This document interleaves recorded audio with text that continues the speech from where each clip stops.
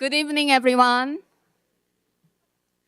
My name is Young Ok An, and I'm director of the Luan Dummer Center for Women at the University of St. Thomas. On behalf of all of us at the Women's Center, I'd like to give you a warm welcome to our signature event. I'm thrilled to see that so many of you came from all over town to hear our speaker, Anne Bancroft, an Arctic explorer, environmentalist, charity organization founder, and educator. We'll start the program with a welcome by the president of the University of St. Thomas, Dr. Julie Sullivan.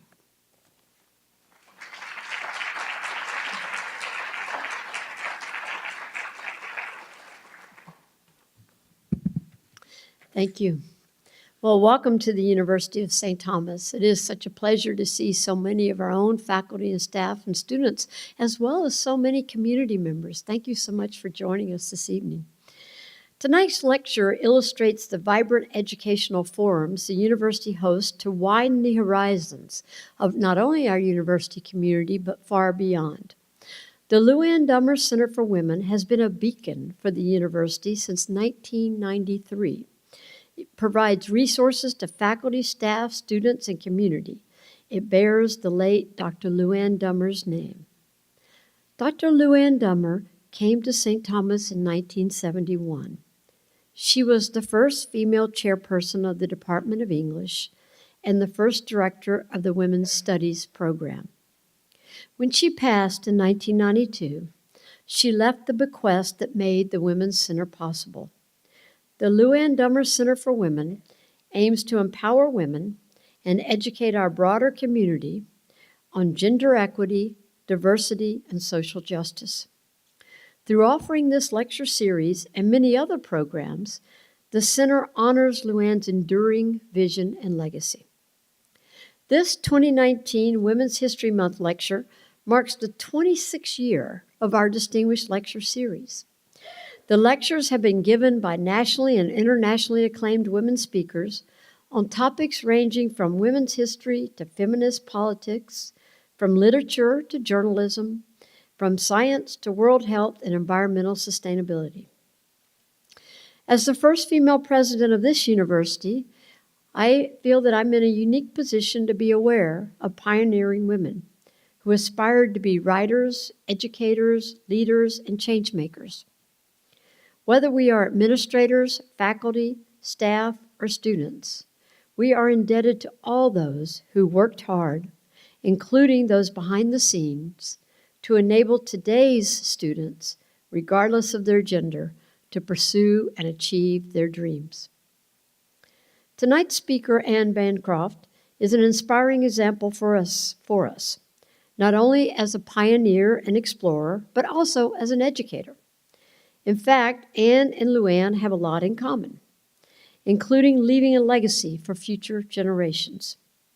As Luan's influence is felt through the Luan Dummer Women's Center work and programs, Anne is making a similar impact through the Anne Bancroft Foundation that inspires and funds many young women in Minnesota. Thank you. In closing, I'd like to share a quote from Bancroft's book, No Horizon is So Far, that resonates with all of us in higher education. And I quote, "The true journey of any expedition is the journey of the mind. Navigating that terrain depends not on physical skill or muscle, but on character."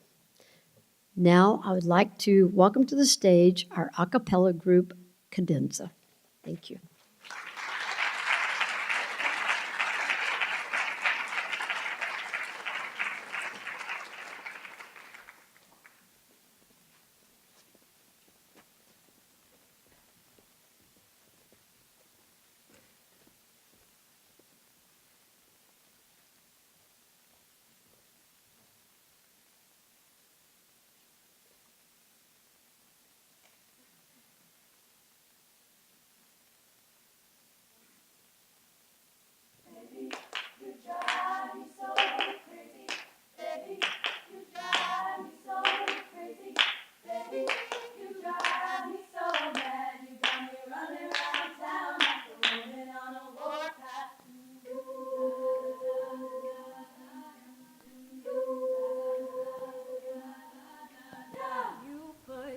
spell on me. You got me rooted in the ground like an old tree. Hey, it's so good, can't you see? You got the magic that set me free. Baby, you drive me so crazy. Baby, you drive me so crazy. Baby, you drive me so mad. You run around town like a woman on a warpath. You got some magic touch. You got the hands to make them a buckle and blush. Blood runs fast, you make it rush. I'm gonna live forever and it hurts so much. Baby, you drive me so crazy. Baby, you drive me so crazy. Baby, you drive me so mad. You got me running around town like a woman on a warpath. There was a time when you went howling over me. But then the darkness fell and now it's all I see.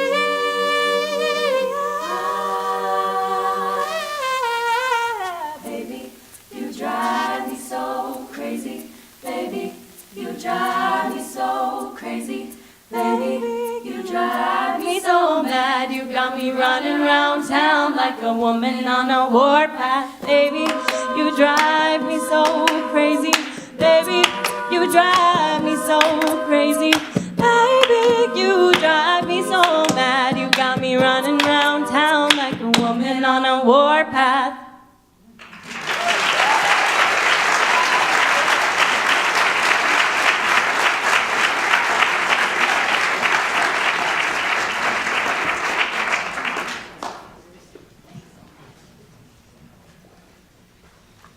Thank you, Cadenza. Cadenza aims to tap the collective spirit of a cappella music and bring the community together through songs. It's wonderful to greet all of you again, hardy Minnesotans. This winter really tested us, but we endured. We now have a taste of what the Arctic weather is like. In fact, on one of those relentlessly cold days this February, I heard the news that it was colder here than Antarctica. Ha, I thought, and Bancroft, we are all like you, beating the Arctic chill day in and day out. Then I read her book, No Horizon is So Far, that chronicled her and Norwegian explorer Liv Andersen's journey across Antarctica.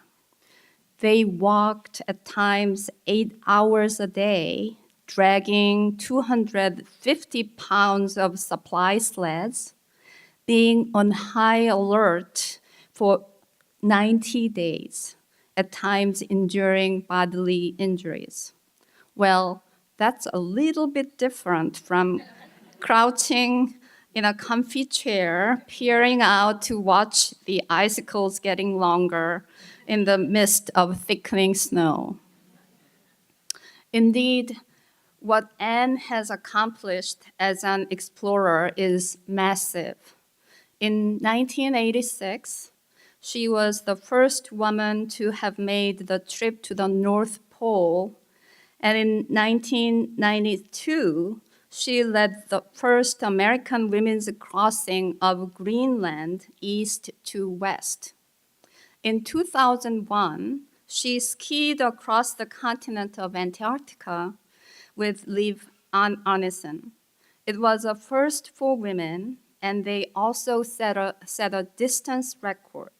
So Anne is the first known woman to cross the ice to both the North and South Poles. Anne's passion for exploring our natural world is matched by her enthusiasm for teaching children. She has been dedicated to sharing stories from her expeditions to inspire youth and people around the world to follow their dreams and create change. Their Antarctic journey was followed by 3 million school kids around the world. These school children were inspired by the lessons learned in some of the harshest and most rapidly changing natural environments on Earth. I was particularly impressed by Anne's teamwork and leadership skills that shattered female stereotypes. As soul sisters, Anne and Liv underwent severe tests during their polar expeditions, and their tenacity and courage have earned them worldwide recognition as today's role models, especially for women and girls. They were avid readers when they were young, and they found their passions in athletic activities and explorations.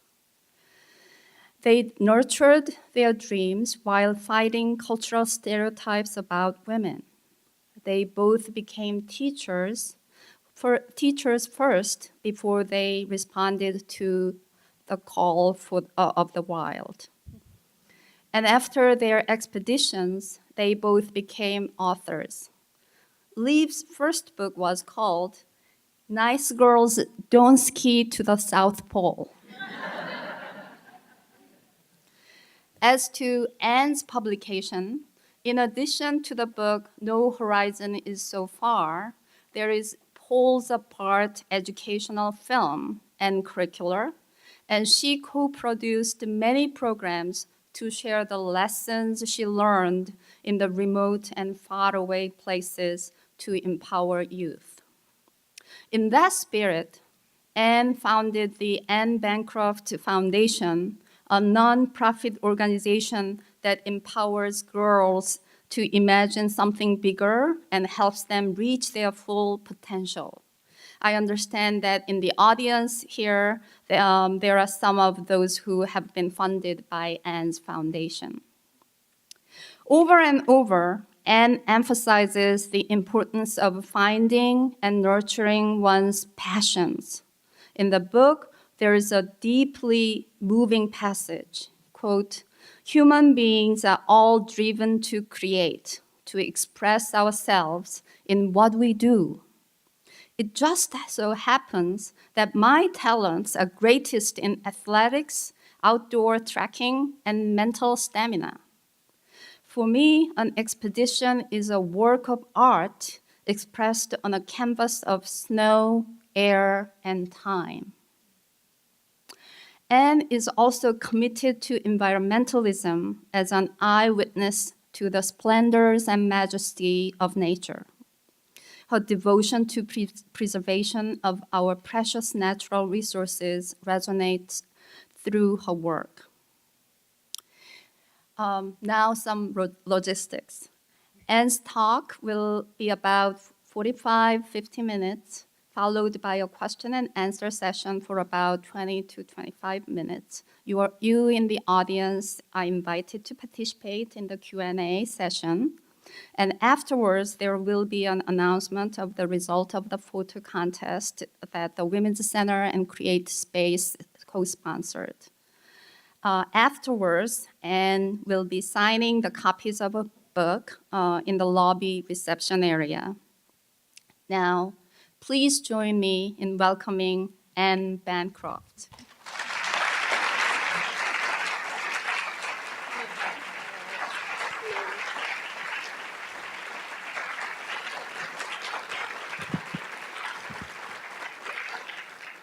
Well, thank you so much. I'm so excited to be back on campus, and thank you for those warm wishes, both of you. I've had a splendid day.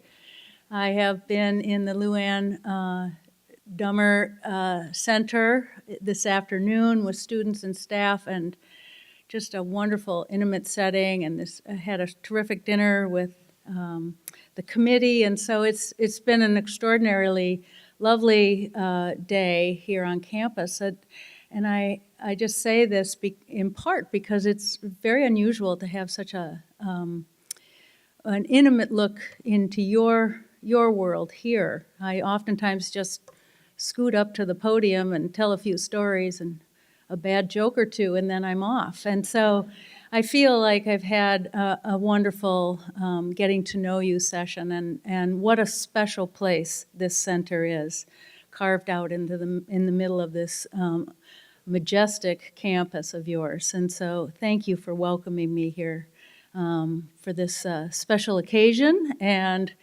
hopefully, one day we'll get to a place where it just isn't Women's History Month, it's just women's history. But we'll get there. There's more work for us to be doing. So what I want to do tonight, I have so much to say.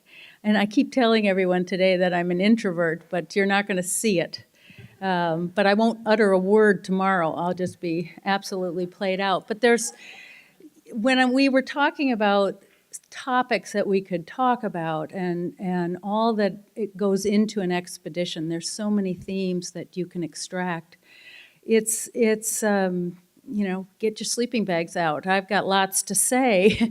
And so I'm going to hurry through a variety of things with the help of the expeditions themselves, because I think that they're the place, they've been my classroom. They've been the place where I have learned so much about myself, about the world that we all exist in, and the work that I want to do going forward. And so the best way I know how to do it is to sort of share some of those stories.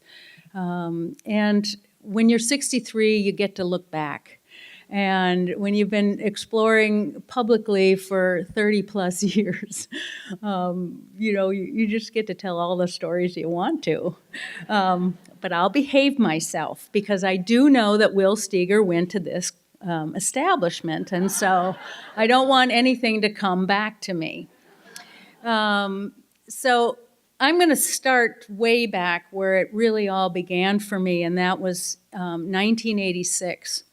I was an elementary school teacher in South Minneapolis in 1985, and I went to my principal, and I had only been teaching 4 years, and I asked for a year off, sort of a sabbatical year, and she looked at me like I was out of my mind. And it was the year of the space shuttle disaster, and so she rethought the first no or two that she sent my way, and realized somewhere in there that as we were watching a woman and a teacher on a grand adventure gearing up to go up into the space shuttle, it hadn't happened yet, but it was all the headlines. She started to think, and she just had more going on than I gave her credit for at the time, because she was saying no to me. And then she turned around and she said, "You can go." Because I didn't want to give up this job. I loved this school so much and the staff that I was working with. And I think it was because of the space shuttle and that teacher that I got my opportunity. She put together a teacher, a woman on a grand adventure. And she gave me the nod, and I interviewed for a place on this crazy team with 7 men and 49 male dogs. I've been saying it all afternoon. I haven't said it in a long time, and it's really fun. It's very liberating. 7 men and 49 male dogs. And me. And we went off on a grand adventure, and that's what's in this picture. We trained in northern Minnesota and Canada, and the short of it is, I'll get right to the trip. And in 1986, this is March 8th of 86, and we're heading from the tip of Canada. We've just left Canada, and we're going out into the Arctic Ocean. And like every trip that we've all been on, large or small, short or long, your heart is filled with possibility when you're setting out. Your suitcase is a little bit too heavy, or your pack, or your sled, but you're just filled with a sense of possibility and excitement. And that's the way we were. Only it was 80 below, and nothing worked very well at that temperature, and the sun only came up for 20 minutes. And then it got dark, and we were pulling and pushing our sleds with headlights, and we thought we were never going to be warm again in our lives. After 8 hours of pushing and pulling and laboring, we got out and we started to do the math, and we had only made a mile that day. And all that possibility went crashing into the pot that was cooking the noodles that night for dinner. And it really was to set the tone for the rest of the 57 days that we would be on the Arctic Ocean. It was going to be a long, hard slog. And very little, as most expeditions will prove out, goes according to plan. But it was glorious. This is what we looked like. We were 8 people, 49 dogs. The 50th dog decided not to go when we were in Lower Canada and turned around. So we had an odd number. And the ice is really turbulent in the beginning because the currents are bashing up against Canada and crushing up. You kind of see this on Lake Superior about this time of year when the waves come crashing in and then freeze. It just builds up.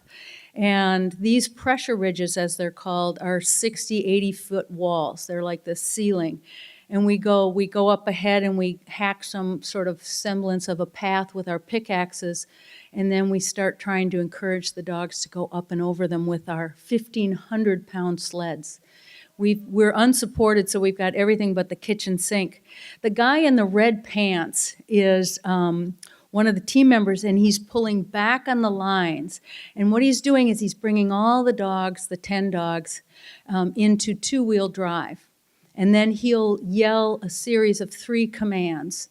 They could be as simple as hup hup, or they could be some naughty words, whatever worked for your particular team.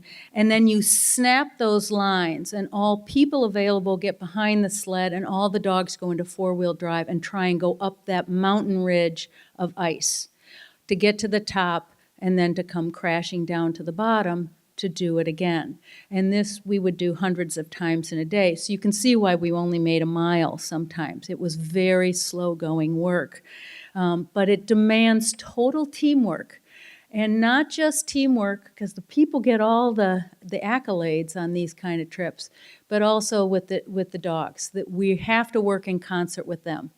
If you've ever dog sledded and you've seen the lead dog sit down and all 9 of the others sit down, that is a very effective strike, because nothing happens. Nothing at all. So you've got to work with your dogs. And I'm an elementary school teacher by trade, and so I felt like I was just in the classroom again, where the kid, you don't like everybody all the time, and some kids are mischievous and some are sulking. The dogs are exactly like this. They're just like us.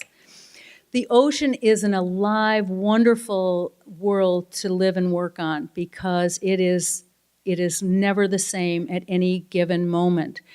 It is ocean underneath all of that frozen ice. And we go in the early spring because there's still ice, at least in those days. And it can change because of those currents, as well as the wind on top of the ice. So the currents are so strong. So these huge Iowa cornfields could all of a sudden just separate and open up. And we were presented, even at 50, 60 below, with open water. So it really sort of does a number on your brain, because you always think of thawing or warmer temperatures for the ice to split, but that's not what's pulling them apart. It has nothing to do with temperature. There are no bridges in the Arctic, so you've got to figure out, be somewhat creative about how you get across. They don't all look like this. Some can be as wide as the Mississippi River. And so you've got to either wait for them to come back together again, or you go up and down and try and find a way to get across. And every day was different. It was a new, creative problem to solve. In this picture, this is me, the midget of the group, am hearkening back to my high school long jump experience. And I have to say, I didn't excel at long jump. But when there's a very frozen ocean under you, you really become quite light. And I did make it across this baby.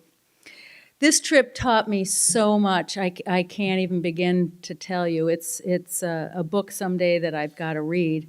I've got to write. When we got to the top, we were 6 people and 20 dogs. We had sent out dogs that were no longer needed as the sleds got lighter. In the old days, of course, they used to shoot the dogs and use them as dog food. Very efficient, but not something for the 80s, nor for me. We had 2 team members leave because of injury, so there were just 6 of us at the top of the world. We went on this trip just following our own dreams for wanting to do it for a whole host of, there were 6 different reasons for wanting to go. But we all were following our own personal ambition to joining on to this trip. Nobody knew who we were. We weren't professional explorers. We were just people coming together for a common goal and to, experience this splendor. But the trip changed us in so many ways, and all for different reasons, too many to go into tonight. But we wrote a statement when we were sitting at the top of the world where there is no flag or pole or anything. So you just kind of hang out there and trust that you're there.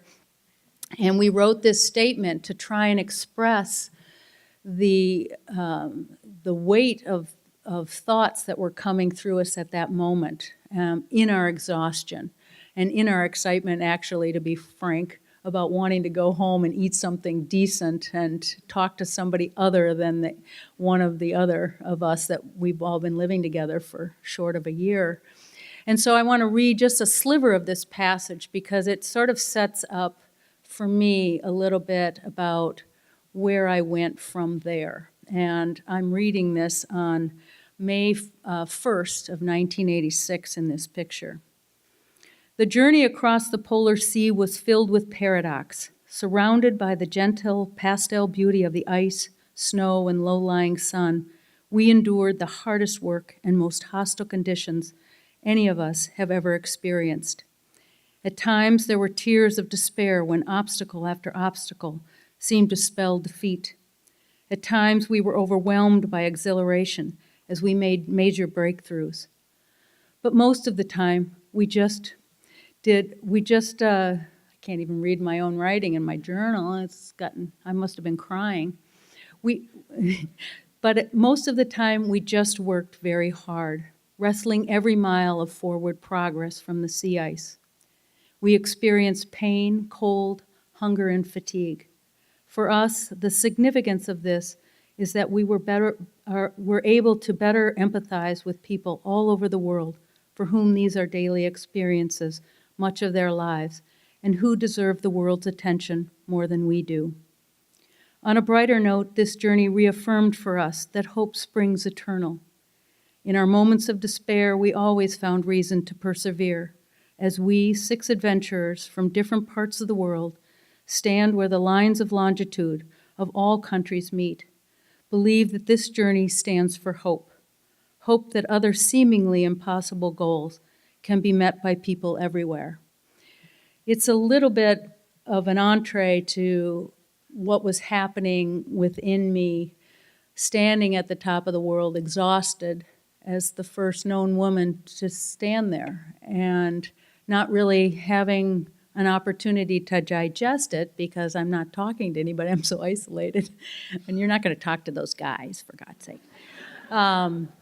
So things were starting to already shift for all of us. But for me, that was something that started to ring true and then to take root as I came home and started to digest this experience that was, I don't want to diminish it, but in a way was sort of a lark. It was just something, kind of we cooked together, and we were just the stew of the people that wanted to do it. And we came home from this moment at the top of the world, and we were met by hundreds of people on the tarmac of the St. Paul airport when you could rush out to a plane with propellers onto the tarmac. And the world started to change for us, and we were not equipped for that change.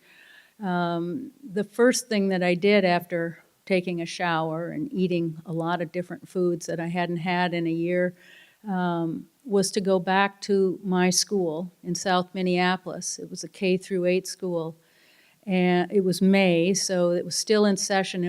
I'll never forget this day. I had a retiring husky with me.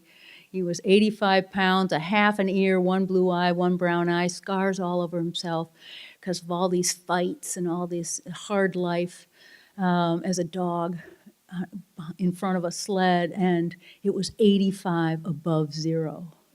and neither one of us are equipped for this sudden change of temperature.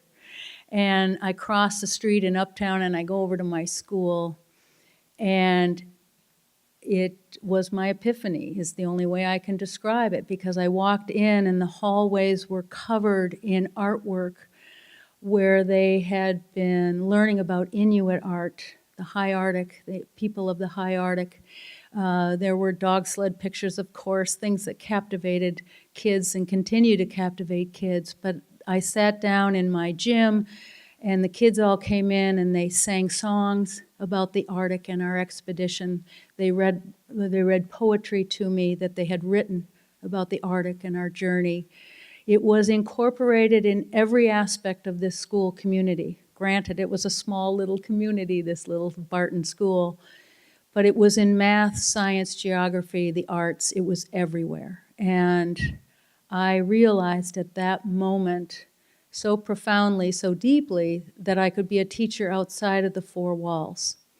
And my path suddenly changed. It didn't feel that sudden at the time, but in looking back, my nose was pointed in a new direction. And I realized I could mix my passion, my two passions, passion for education and passion for the out of doors and all that it had to offer. And that the out of doors could be my classroom. It could be the vehicle to bring the same lessons home to young people that I was finding out on the ice. And so that was the beginning. I promised myself at that moment that if I ever went on another public expedition, different from my canoe trips up in the Boundary Waters in winter or summer, different than other trips that I was doing, but public expeditions, that I must do something that is bigger than my own personal goals. And the only way as a teacher I knew how to demonstrate it something bigger was through education. Well, lo and behold, I started thinking about Antarctica, because that was my dream as a young girl. At the age of 10, I found The Endurance, a book on my parents' bookshelf about Ernest Shackleton. Many people know about this dude. And he had a dream similar to mine, to go across Antarctica. His was never actualized. But his story captivated me as a young person, and I've been on that path ever since. So he's just really mucked up my world. So I started to put together an all-women's trip to Antarctica in chasing of that dream. And the very first thing I did was go to my colleagues around the city and write some grants to write some curriculum. And that was the beginning. Now, this is in the early 90s, and there is no internet. I always have to remind people, because we don't remember those days, and half of you in this room weren't even born then. But there was no internet to move this material. So it was very grassroots, educator to educator across the United States, parent to parent. And that's how it just sort of transpired. We had 350 kids go with us to Antarctica. That felt like the earth moved for me, from going from 30 to 350,000. And so that was sort of it. And this is a small group of them. These kids in the bow ties, by the way, are called the Tuxedo Penguins. It's a St. Paul school, St. Paul Expo. My team is actually in this picture, but you don't see us because we're about the size of fifth graders. So we blend right in. And this is the night before we're leaving for Antarctica. And these kids have already been out giving slideshows. This is pre-PowerPoint as well. So they're with their little carousel, and they're communicating to other schools about what we are about to do. And they're educating their peers on Antarctica and all the complexities of this amazing continent at the bottom of the world, and working on their presentation skills. It was fantastic. So they send us off, and we're launched. But before we go, like every expedition, there are years before that are in preparation. I always remind young kids that dreams don't come quickly nor easily. You have to do your homework. And so we spend an inordinate amount of time compared to the expeditions themselves getting ready. And what that means is not just physically getting yourself in shape, but it's working on your nutrition and your diet. In fact, my nutritionalist is here somewhere tonight. So it's getting the right kinds of calories in your body to make that machine work for all those months on the ice, doing incredibly hard work. We have a wonderful opportunity to intersect with other communities. So we worked with a lot of universities, particularly, really looking at both psychological and physiological aspects of the makeup of each team member, kind of filling in the dearth of research that has been done, or at that point hadn't been done, on women for women. And that was really fun for us as well, because we're not nutritionalists, we're not scientists, but we get to intersect with these worlds and learn not only about ourselves, but many, many other things as well that we can apply going forward. So we're on treadmills for the University of Minnesota, the University of Utah, and they're poking and prodding and finding out what we're made of, and how does this trip and this kind of high-fat diet change you, if at all, as you go along. And then how do you process all of this stress? So that's the psychological aspect that the University of Minnesota was particularly looking at. I didn't get the questions right in the questionnaire, so they studied us all the way through 2000. And then they'd given up on me. So off we then finally go with that knowledge and with that backbone off to Antarctica. And so that story is a little bit about the kinds of partnerships that you forge, but it also gives me the opportunity to say and to remind people that you often see pictures like this, but that is not a representation of what goes into our team on many layers doing these expeditions. So every expedition has a whole slew of volunteers and people that are supporting the mission that you're trying to achieve. Sometimes that's just getting to the pole. Sometimes it's the education. It's participating in the technologies and the pace of the change of those technologies each and every expedition. And nutrition is one of those. The gizmos and learning how to use the gizmos, moving our message out. These don't happen when we're just all by ourselves on the ice. And then the last group, besides your family and friends and all the people that are helping you actualize your dream, are the students themselves. They're a population, they don't necessarily feel like they're a part of your team. But when I was on Antarctica the first time and I carried that quilt, let's see, where's that quilt? This little quilt that they presented us, and I didn't want to carry this quilt because I'm pulling a sled with all this weight. It was one little piece of weight I didn't want to add to my sled. But every time I saw that quilt on my sled, I saw 350,000 kids. And I felt them cheering me on. So when I didn't feel like I could do it, they were my cheering section. And so they were a part of the team for me. And my team members felt this way. And this would go on not just from this expedition, but repetitively.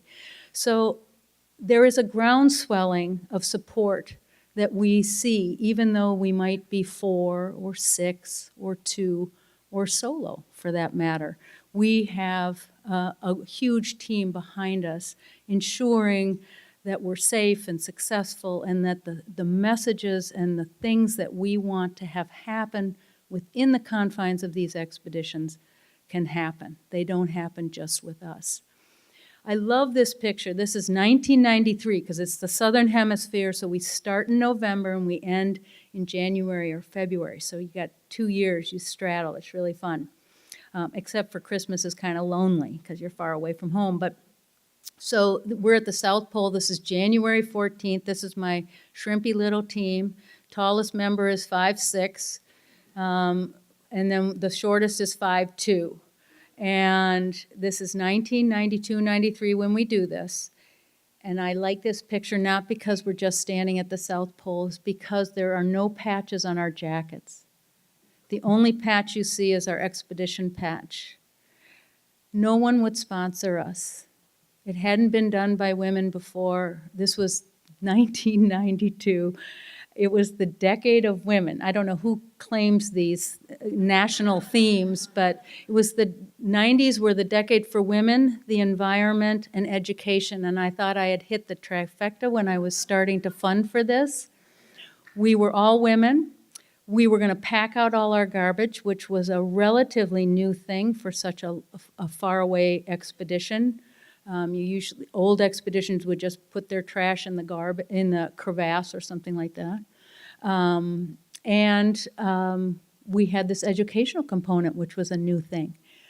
And we still couldn't get anybody stirred up in New York to sponsor us. And after 4 years of really trying.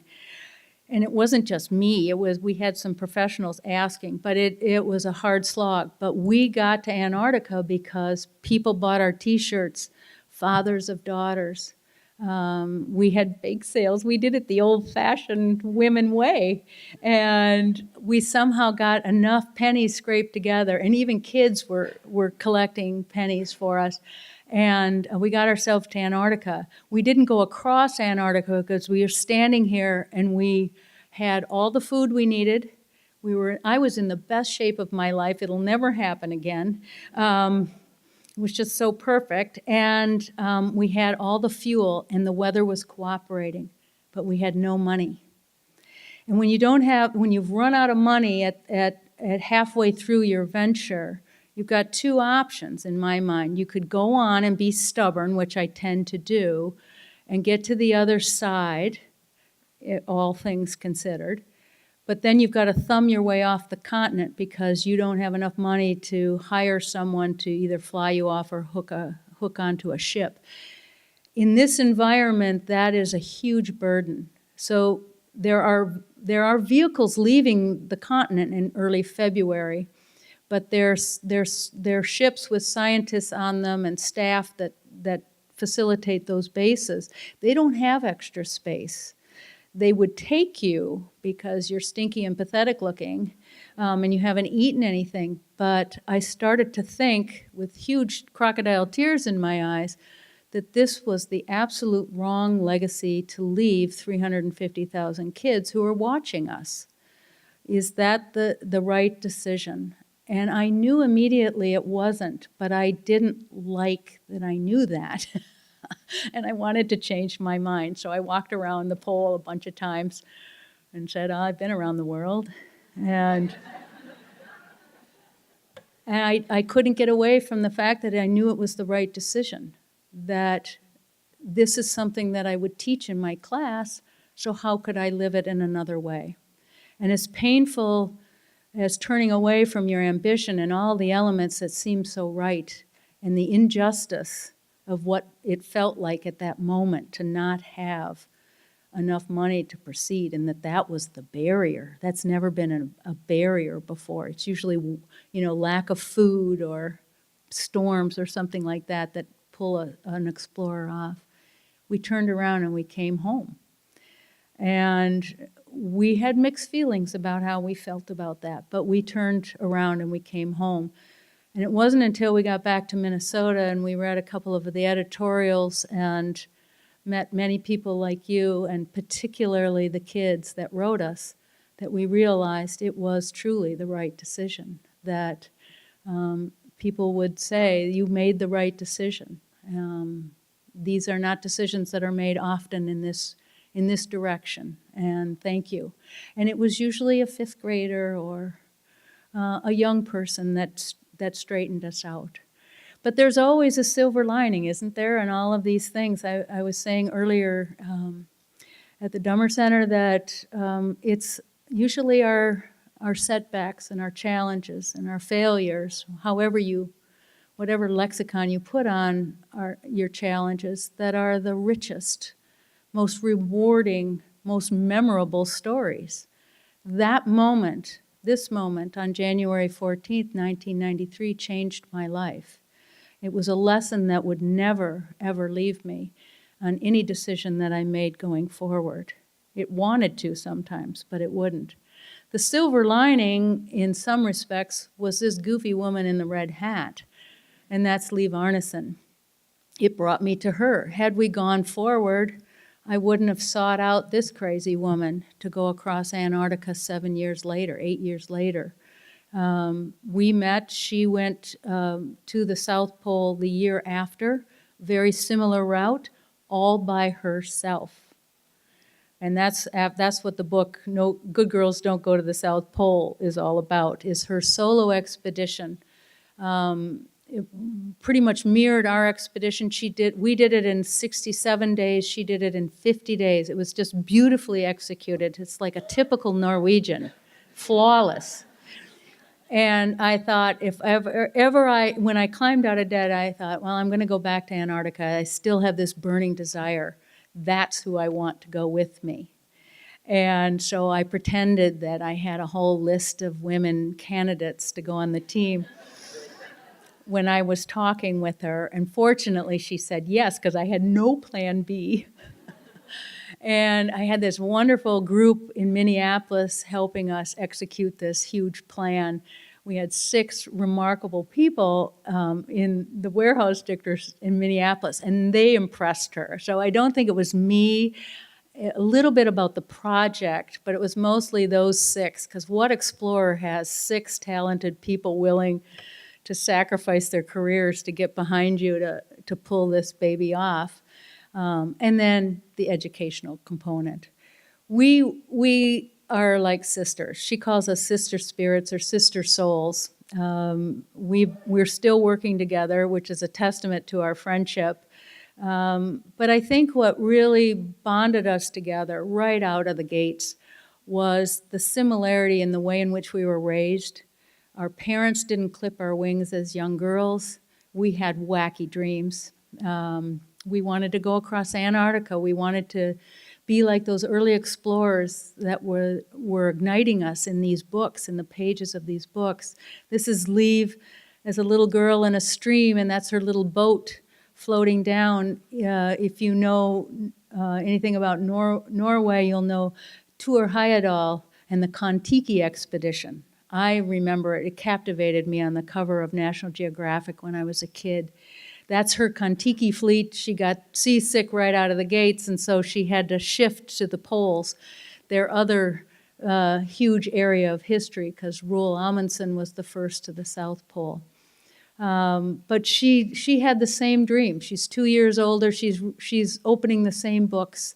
She's an ocean away, and fundamentally our parents are bringing us up in the same spirit. I'm back here in Minnesota and with a winter similar to this one. Am I the only one, by the way, excited for Saturday? I am so pumped. Okay, just buck up. It's going to be okay. It's even light out at 5. No whining. So I'm doing the same thing in Minnesota as a little kid, and I'm going out the back door and I'm filled with imagination, and I'm thinking, I am a weird person, and I was a weird kid, and I was dreaming about pulling sleds and dog sledding and skiing and being an Inuit, and it was crazy. But then I had the space to do that, and so we had this bedrock that was similar, from our upbringing to the books we read to being educators, and I think almost most importantly to, as adults, to being women who were first in the polar regions, Liv being the first solo woman to the South Pole, and feeling a responsibility to that platform that we were now standing upon. That's the way I describe it. And wanting to do something with that other than just hitting the next summit. And so that's really why she signed on, I think was because of the educational component, because it was expressing that sense that I can go on a passionate, grand adventure, but at the same time, I can open up a world to young people, which is what I love as well. Somebody asked me earlier today, how do you train to pull 250-pound sleds? In the summer, you put a bunch of tires together and you drag them around for about 4 or 5 hours until you can't do it anymore. And it's the greatest gym in the world. If Liv comes to visit, you notice she's got the tractor tire. I've got 3 economy-size tires. and the dog is bored because you don't go fast. So it's both our psychological training to be serious, and it's also our physical training.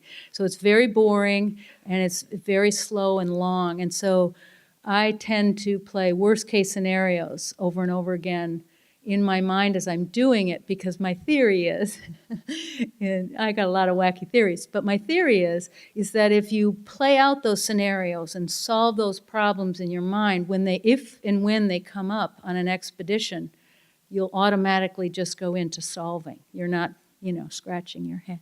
That's my theory. I had to put in a map. This isn't the greatest map, but we started up at the top of Antarctica. It's all kind of relative, right? Because everything's north. That's the part of Antarctica that's closest to South Africa, just to give you a geographical idea. In 92, 93, we started here and went to the pole. The pole is in the T. And then the idea, that's the traditional route because it's shorter. Well, Lev and I were in a warm room with a map and probably a glass of wine, and we decided to go the long way across. And I've never been great at math, so I just wasn't thinking about the amount of daylight days and the amount of miles that one can make in a day. And so if you do this just by pulling a sled, in 100 days you would have to ski all day long.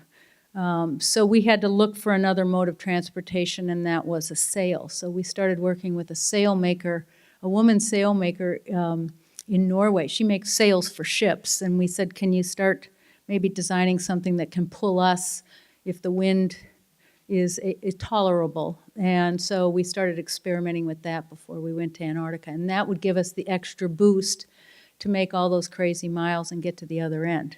Again, another theory.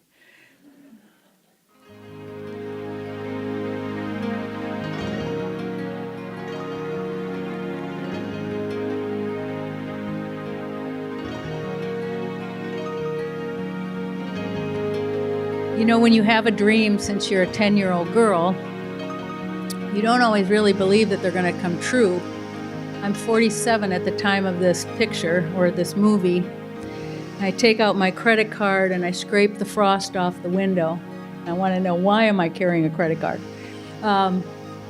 American Express, never leave home without it. And I look down and I see this mountain. It's the Wolf Tooth. In Norwegian, it's called Ulvatana. And it's at that moment that I actually believe we're going to get an opportunity to do this. In those years of leading up to it, even though it's your total focus, you and your team, you don't fully let yourself believe that it's going to come true, because so many things could step in your way to squelch that. So we land.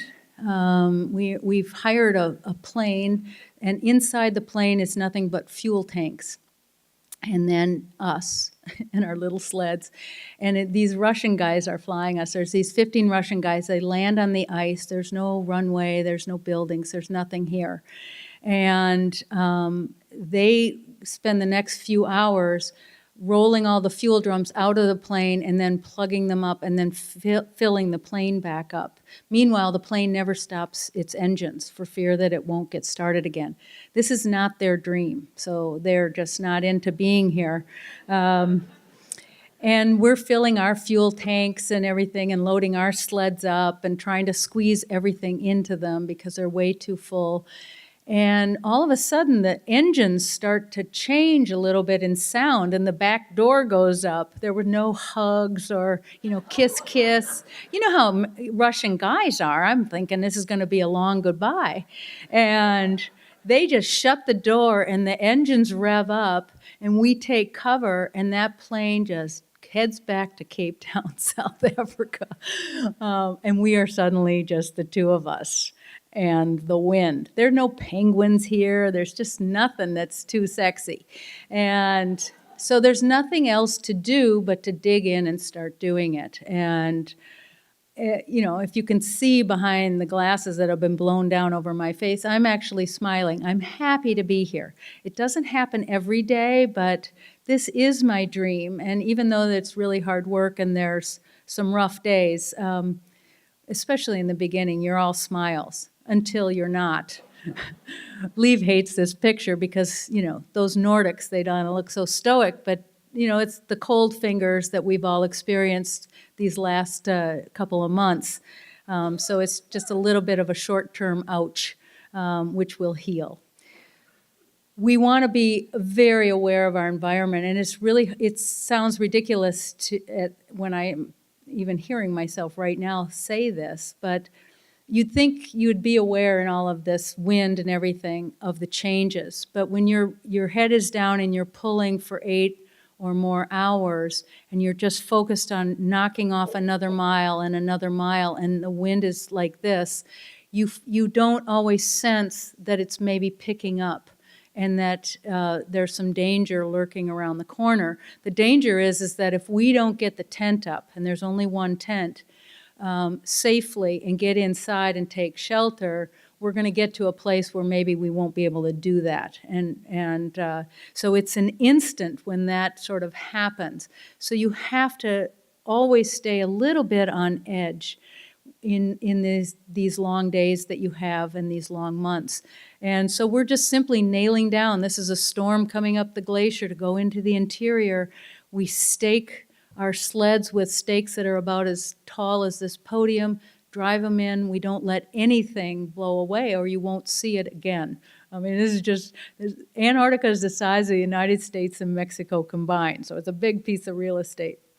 When you're in that little hot dog bun, you're pretty happy. And so, the storm gets pushed away, and it's just a little nylon tent that you would take to the Boundary Waters, but it is our home.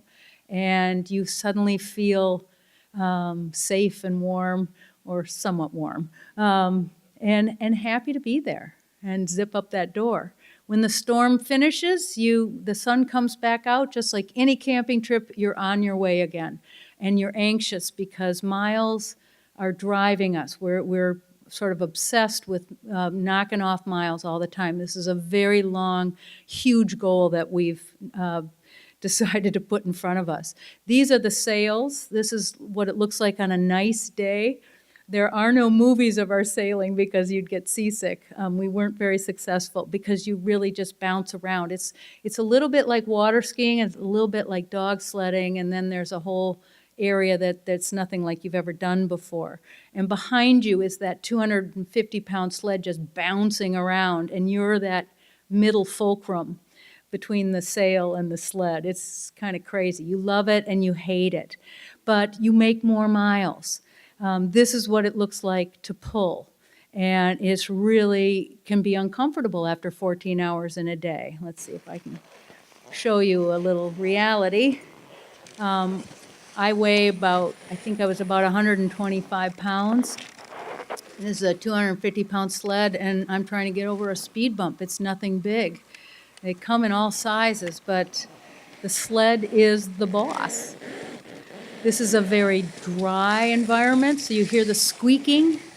Roel Amundsen's talked about the Antarctic ice being like a sandy beach, like sandpaper, because it's a cruel element that holds your sled runners back. So you're not getting that glide that you cross-country skiers so love. It's just a grind. So that would be our 14-hour workday. And somehow we like to do this. So we would, after this, you'd start to dream about a sailing day, and then as your knees are screaming from bouncing over the moguls and sailing at 20 miles an hour, you're crying from that, and you want to go back to pulling. So you're just never in a happy place. This is what we look like going to work. This is leave. I'm the good-looking one. Good thing there was only 2 of us. I always knew who I was looking at. When you get a team of 6 or 8, you have to wear name tags on your jacket. You can also see we have a little sponsorship, So this is 2000. We're making some strides. We're moving the boulder forward. We're changing attitudes bit by bit. So you just, my word to you is just keep pushing the things that you need to do, and drown out those voices of naysayers. And eventually the pendulum can can change. We sail, we pull, we sail, we pull. This is the rhythm of our day. We go by hours. We're in 24 hours of sunlight. We don't go by getting up at 8 and stopping at 4.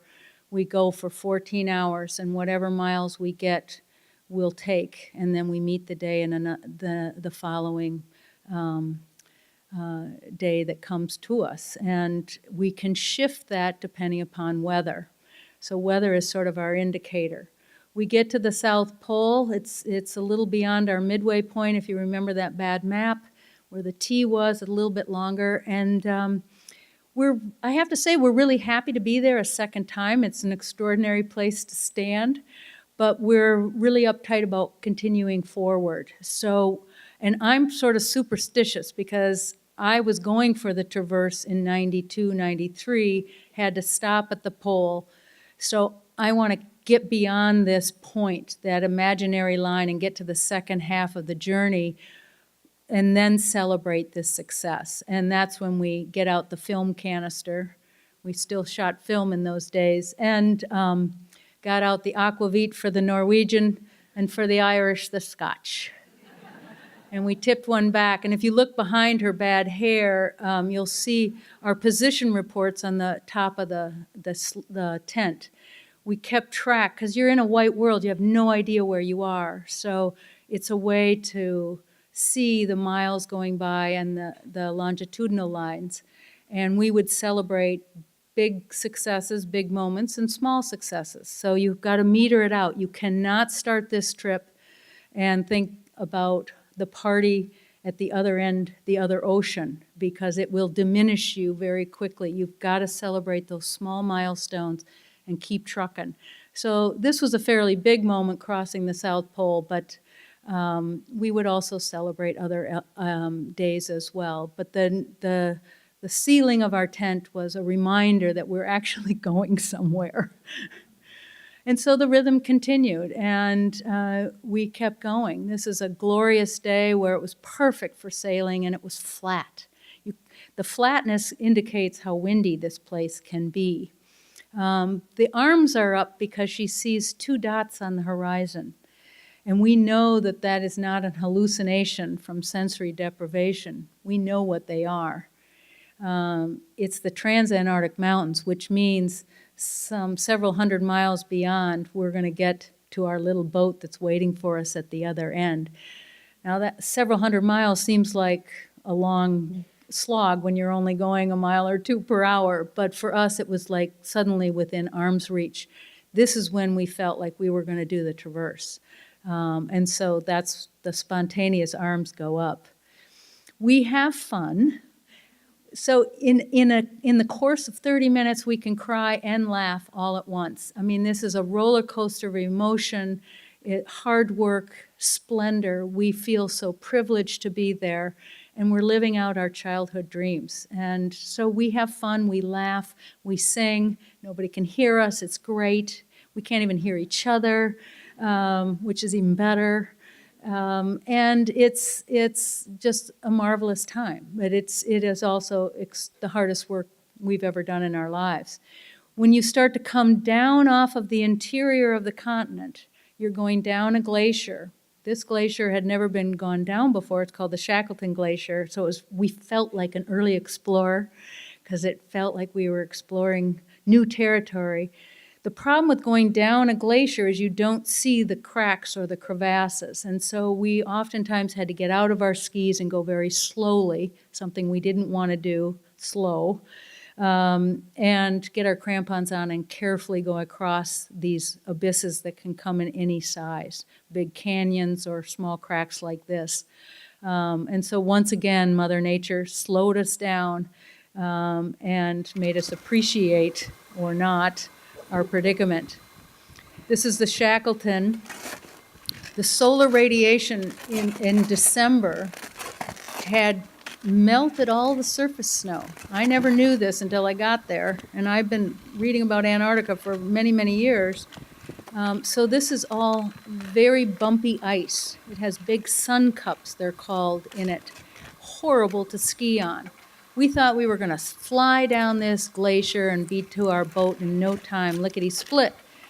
and it's riddled with crevasses, and she is on sheer ice, and nothing is easy about it, and it was exasperating. I think the title in the book that starts off is called Hell, excuse me, because it was so out of what we were anticipating.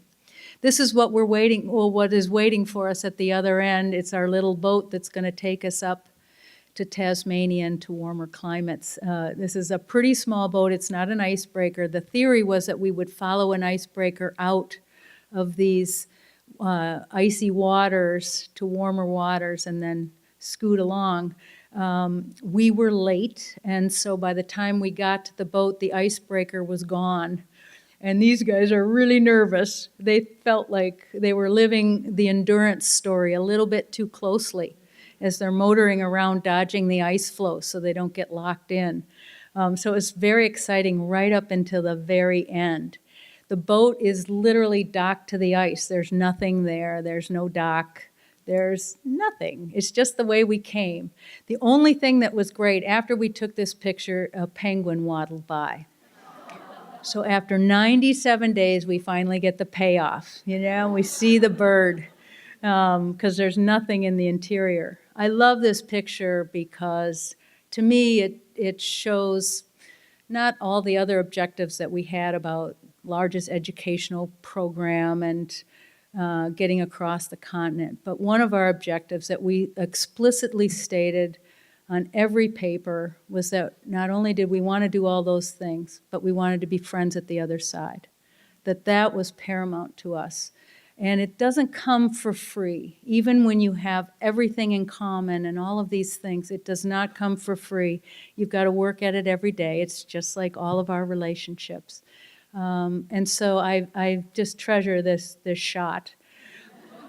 What it means, however, is that you start noodling other adventures, and that's exactly what happened to us. You give us a little glass of wine, and we start cooking up another journey, and we decided to go up to the Arctic in 05 and 07. In the meantime, we went back down to Antarctica in kayaks, and kayaked with the penguins and the seals, and then we did also paddled the Great Lakes, all with education embedded in everything we're doing. But we went up in this picture, this is the Arctic, and we're going down to the Big Chill again, or up to the Big Chill again.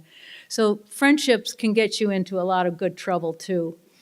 Because of climate change, and I won't dwell on this too long, but I just want to point out that this sled might look like the same sled you saw in Antarctica. But this is 05, and this sled is now more like a canoe than a sled. It actually floats, it's watertight. So it looks on the exterior very similar. But we've designed it so that it can float with all of our heavy, heavy gear, and it is extremely heavy as we go up and down the ice. So when it opens up, and we know it's going to be much more open than in 1986, we'll have the ability to have it float across the open expanses rather than just sink into oblivion. It's a very different environment in the Arctic than the Antarctic. The Antarctic is a desert. The Arctic has high humidity, so you're frosty all the time and pretty miserable. It's much colder because of the season you're in. And then you have that shifting ice again. And with climate change, we're seeing things that, at a much more frequent things, four-leggeds more frequently than we had seen in earlier years. And they're having to go further out into the ice. Their curiosity is sometimes got a little kick of hunger in it as well. So there's different factors, but they're extraordinary animals to travel near, just not too near. And they're all over the Arctic. The open water is everywhere. I was astounded at the witnessing that we were able to see from 86. It was an entirely different Arctic Ocean and really quite alarming. We're not scientists, but we knew enough what was coming from the scientists to then design a suit that could go over all of our ski gear so that we could actually swim, something that we would never have considered in 1986. And it's exhilarating to be in all that chunky ice water that can close up or open up at any time. And of course, there's seals in there. And you never are cold when you're swimming. And it's not because you've really got your backstroke down. It's because your heart rate is sky high because you're on alert. Is the polar bear, we kept asking if they were colorblind or not because we didn't want to look like a seal. All the while, though, our mission is this. We're talking to millions and millions of kids, and with the advent of the technology getting smaller and more powerful, our classrooms are expanding. And it never fails. A good adventure is a great way to bring anyone of any age in, just simply because they're curious. What do you eat? How do you go to the bathroom? I mean, it can be fundamental questions like that, but it's a great way to then open up into a whole host of conversations. And they ignite us in so many wonderful ways and teach us. There's a story at the end of No Horizon that talks about these kids that we hadn't met before that helped us through a really dark time. They just intuitively knew. When we were up on the Arctic in 07, Liv froze her feet, where all her toes were black, and we had to ski out because we knew we couldn't continue. It wasn't worth losing her feet for. And when we came home, our website was filled with messages from kids all over the world telling us that we shouldn't feel bad about only being out on the ice for a little over a week before this happened, that at least we had tried. And I thought, I went there to teach you that.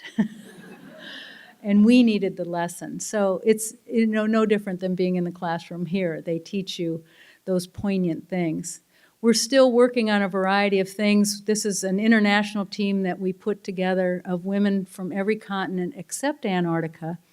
And we've been going down waterways talking about freshwater issues, looking at creative ways that particularly women can look at solving some of the challenges before us. And so this is actually on the Ganges River we did a few years back. We went up in the Himalayas, started at the source where the glacier is receding, where the Ganges starts as a pure drop of glacial water, and then works its way through the canyons of the Himalayas and then down onto the plateau. And it was an amazing journey for 2 months. Nobody camps on the Ganges. Nobody goes down the Ganges. They cross the Ganges, but they don't go down it, let alone a group of 8 women. And so we did this for 2 months, always entering in schools, and we had curriculum that was translated and preceded us so that educators were trained, and they typically had not had much of a curriculum around the river. But this is a really, really important waterway for them. They often call it the Holy Mother Ganga. And so there's a lot of conversation happening about the collision of density of population, farming, and silt, and all of these things that are polluting the rivers, and yet everybody is using it for a source of both religion and life.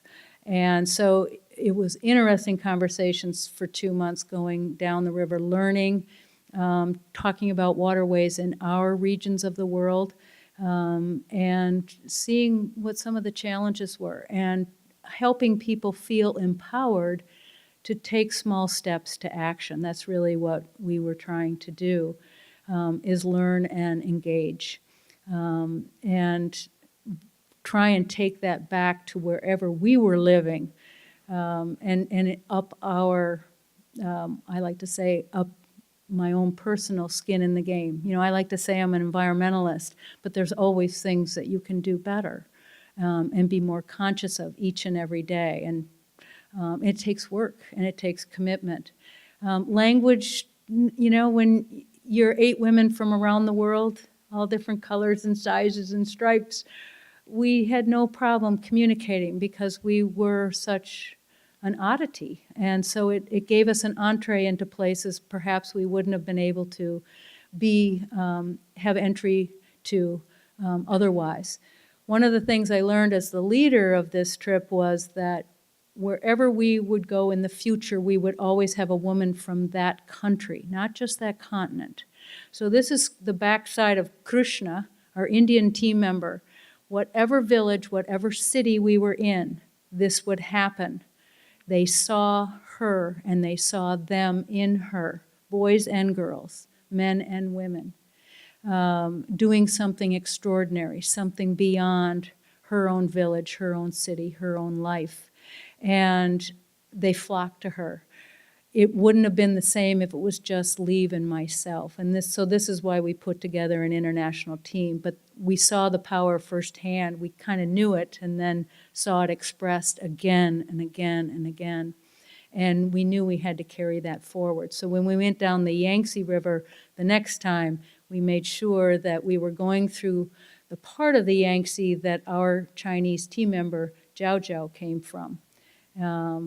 But this is a boys' school. We are focused particularly on women and girls, but we're very boy-friendly. And we're a spectacle no matter what gender we are. This is a monastery, and we just had lunch, a spontaneous lunch. We got out of our boats and came into this saw a temple, and walked up, and we were invited to their class and then their lunch. We ate on a palm frond, very recyclable, and they pointed that out, and they're doing their dishes before they go back to study. We use the expedition with these water trips, and one of the reasons we're camping is because our expedition life is a way for us to come into touch with our consumption. So we too have to find the city water pump wherever we are. If we're in a goat field or someplace, we still have to fill up our water jugs for 8 people plus. And sometimes we got to walk a great distance to find clean water.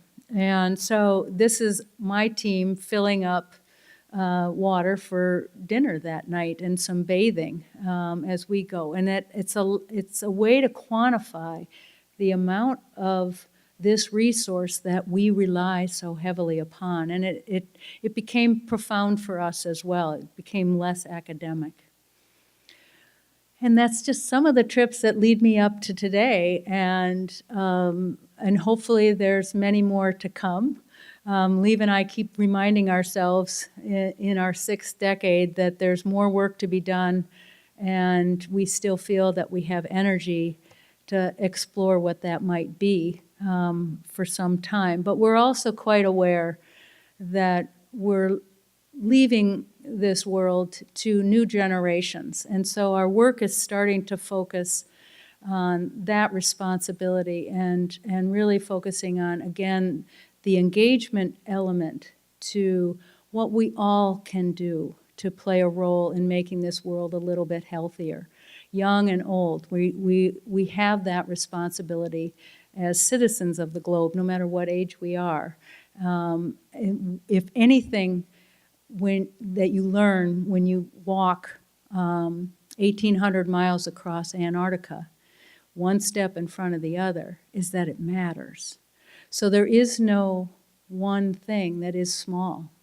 There's no bit part. It comes to voting, it comes to getting involved in whatever way you can, and it comes from personal responsibility. And I think I learned that again, it was fortified on the Ganges for me, about what it is that I can do even further in my behavior to be a better citizen on the globe. And so Leave and I are continuing to navigate the kinds of works that we hope to do, always with an eye on raising up particularly women and girls' voices to keep pushing that boulder forward.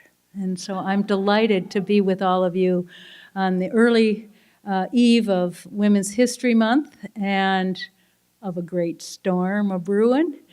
And I'd love to open it up for questions.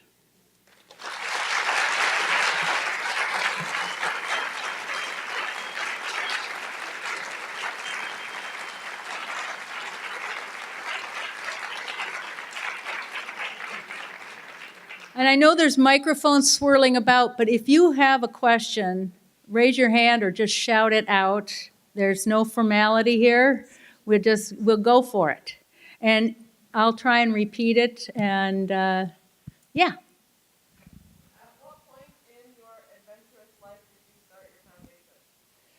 I started the foundation right after the first all-women's trip to the South Pole. To do that expedition in the 90s, we had formed a nonprofit, and so I had a board intact, and it was really to raise financial grant money for the curriculum. And when I got back, my board said, you know, there's a lot of organizations doing curriculum. I don't think we need to be in this business. And you've just become the first woman to both the North and the South Pole crossing the ice. I think you should focus in on girls. So get your courage up and let's focus in. That's kind of how they talk to me.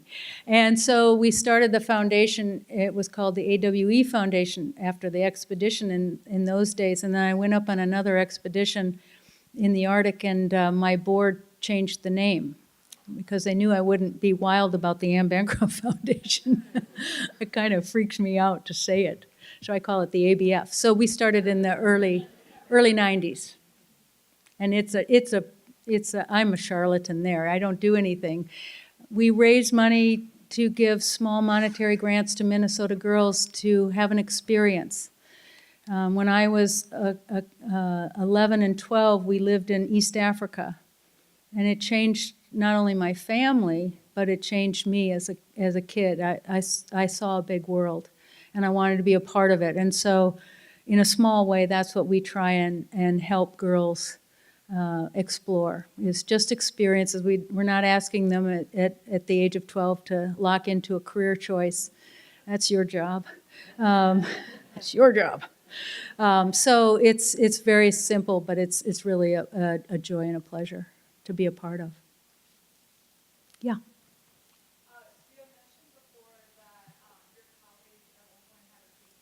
Yeah.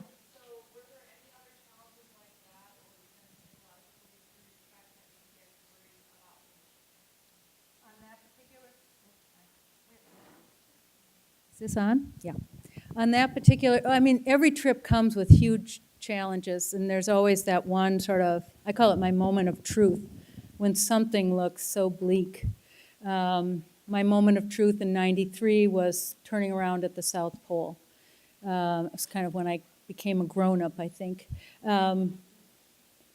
Sometimes it's an injury like Leave's toes. That was more of a journey for her, a sense of failure, and then having to shake that feeling off because there was no failure, really. It was a confluence of events that are out of your control that happened. And it was nothing that she did. She didn't make a mistake. It just happened. And we dealt with it, and I think we dealt with it in the right way. So, and she only lost half a toe instead of her whole foot. So, you know, and the Arctic is going to be there, so we can go back if we want to. But she can still ski and bike and run and do all of the things. Her quality of life didn't change. So sometimes it's around an injury, sometimes it's around a decision.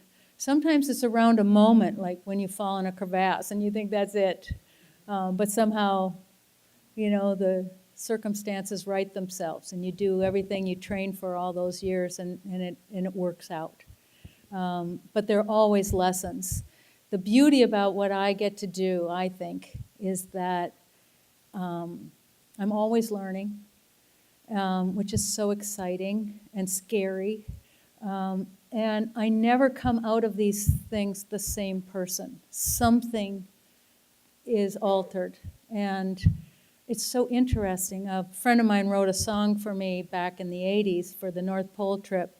And I think her verse was something like, you know, she doesn't like outdoor stuff, so it's pretty funny that she writes this very poignant song as if she knows what's in my brain. But she said it's a little of what you know and a lot of what you don't.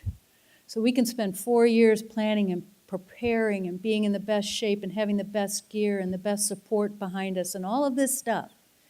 But you still don't know how you're going to be in that moment. And that's really where the exploration is. That's really where the adventure is, if you're willing to sort of meet it. And some days I feel very daunted by that idea, because I'm a chicken, and I'm like, I don't know if I want to change. What if I make the wrong decision? But it's really exhilarating when you hit that moment. And the kids, I got to say, 5 million kids keep you on your toes, because you're not just making the decision in a vacuum, and so you got to think about it if it's, when it comes to those kinds of decisions. So that's really scary too. So it's fun. Two questions. Does she still live in Norway? She Does she still live in Norway? And also, why did you not take dogs to Antarctica? Two good questions. Liv still lives in Norway. She would not move here. She is Norwegian through and through. Can't get too far. It's an idyllic place. She's got the ocean and the mountains and a good long ski season and good health care. Oh, sorry. The dogs. In 1990, after Will Steger's expedition, an alumna of this great institution, he went across with an international team of men by dog team across from the peninsula all the way over to the other coast, longest expedition ever. And that was the last time dogs were allowed on Antarctica. Antarctica is governed, I love this place because it's governed by treaty. So nations all over the world have a stake in it and are part of a governing body. And so it's a collaboration. How unique. It's very like Ursula Le Guin, sci-fi.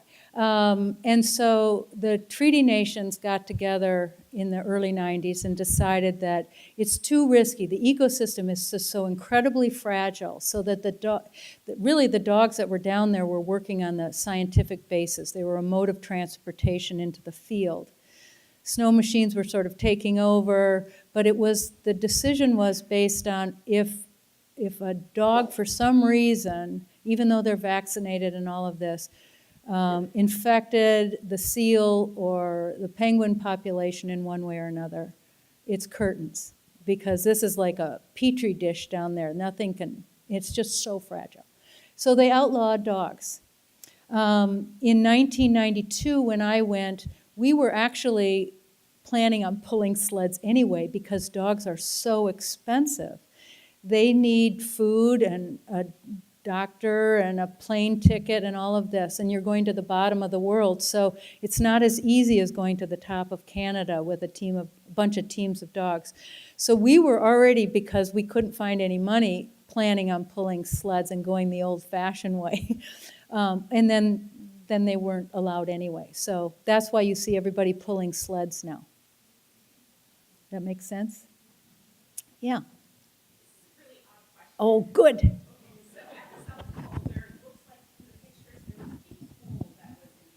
Yeah. And on top of the pole, is there a survey marker?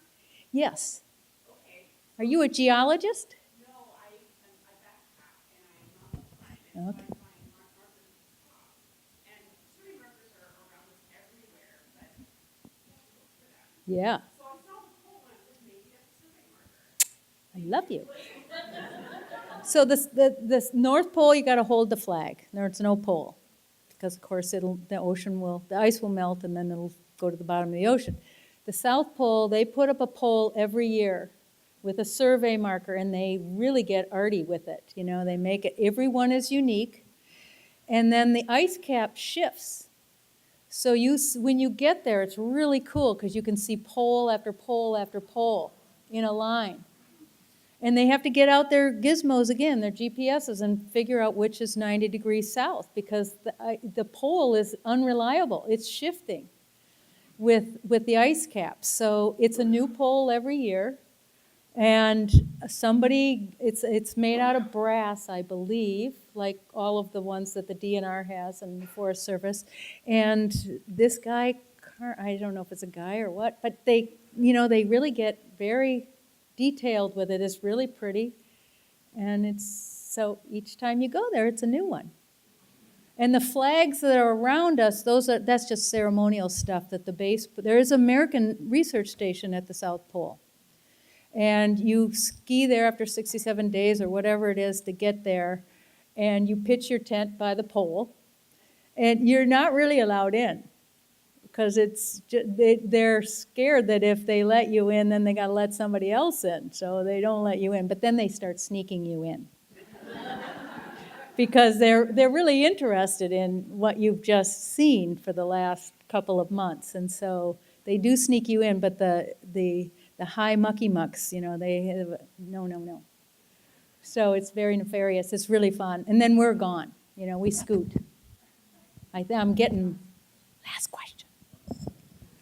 I've been with this woman all day, and she knows me, and I love question and answers. And nobody asked how we went to the bathroom.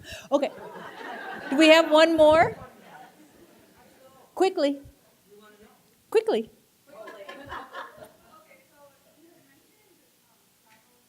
You had mentioned travels in the boundary waters. With your experience in the Arctic and Antarctic, have you been there in the winter before? In the Yes. boundary waters? Yeah, I love going to the boundary waters any season. I've been really jonesing to go up there in this winter because it's really been a great winter, don't you think? Now, I'm dead serious. I just love this, and there's my buddy right here, and he's a big Boundary Waters guy. I just saw his shining smile. Don't you ever want to go to Mexico or something? I went to the Ganges, and it was really hot. So I want to do something tonight. Can I just have 2 seconds more? I know, it's a problem, but you guys are so enjoyable. So I was talking earlier about the people that help us get to the places that we want to go. And I'm just spotting one right here. No, I'm spotting two. Oh my goodness. So you're and so I want, there's one right here. I want the people that have helped me get to one end of the globe or the other. If you're here tonight, I want you to stand up. Because this is extraordinary. Stan, Susan, Carrie. Namaste. So Stan was our expedition lawyer on, and I didn't know they were coming. This is so great. Stan was our expedition lawyer, but he didn't really want to be a lawyer. He wanted to be a writer. So he did all the writing because you can report from the South Pole or the Antarctic or whatever, wherever you are. And so you have that auditory on your website, but then somebody's got to flush out the meat on the bones. And that was Stan. And that was his passion work. Writing out the contracts was sort of like, oh, okay. And Susan came on. Oh my God, Peyton, is that you? Okay. And Susan came on and she had to manage me. And that was really hard because I don't take direction very well. So you can see it's like a group. And Carrie came back. Carrie helped us in 1992. She was our nutritionalist. And not only did she guide us on the right kind of calories and proteins and all these things that I never heard of before, because I just eat whatever's in front of me, but she found a very creative way for us to, I don't know if you remember this, but a very creative way for us to get calories, because you only have really 2 hot meals in a day. And they got to be really compact and quick. And she went to these old folks' homes and she got this, I don't know what it is, but it's that supplement that goes in. It's kind of tasteless, but it's a lot of calories because some elderly people aren't eating enough. And we would infuse this powder, this tasteless powder, into our oatmeal, into our hot chocolate, to keep the calorie count up when we couldn't get it in other means. And we still lost a little weight. I'm not suffering there. So this is part of our posses that help make these things happen. And what a joy to see you all 4 of you here. And I have to say, again, thank you so much for having me on campus all day. It was a treat. What a great way to start Women's History Month for me. Now I can go into all those 5th grade reports with new vigor. and answer those same questions. And it's really a treat to be here and to be a part of this lecture series. What a special place you have. If you have not been at the Dummer Center, please go over there and visit them. They are doing extraordinary programming, and it is a warm and welcoming place, as is the whole campus. So thank you so much.